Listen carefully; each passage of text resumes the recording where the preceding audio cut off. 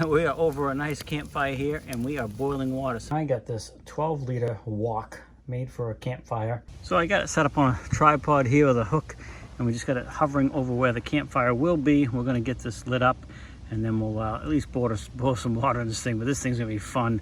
If you're trying to cook like a big soup or a big meal or something for a bunch of you camping or just in your backyard cookout, this thing is really cool.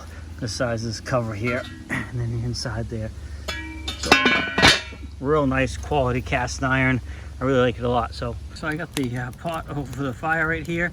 Got some water in there. I think I might make a soup. I just want to show you how this setup looks and how you can use this. And certainly you can cook all kinds of different things in here. And you can hear we're out here with the frogs and the birds. It really sounds nice. Always nice to have a campfire and cook out on a fire. So let's get this water heated up. All right, so take a look at that. We are over a nice campfire here and we are boiling water. So you certainly can make a stew. Probably ought to have this down on lower flames for cooking, but definitely if you were trying to make a big soup or a goulash or some sort of campfire meal for a big group, this thing would be perfect.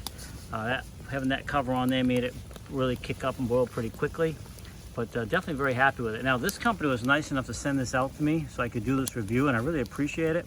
This is going to come in handy when we have family gatherings out back here at the campfire, and we can cook up some good meals and all enjoy it. So if you're looking for a big wok for over a campfire, then this thing just might be the thing for you. Like I said, these guys are nice enough to send it out to me. I want to thank them again for that. I really appreciate it, and I hope this short video helps you out and you can determine whether or not this is right for you. But I give this thing 2 thumbs up easily.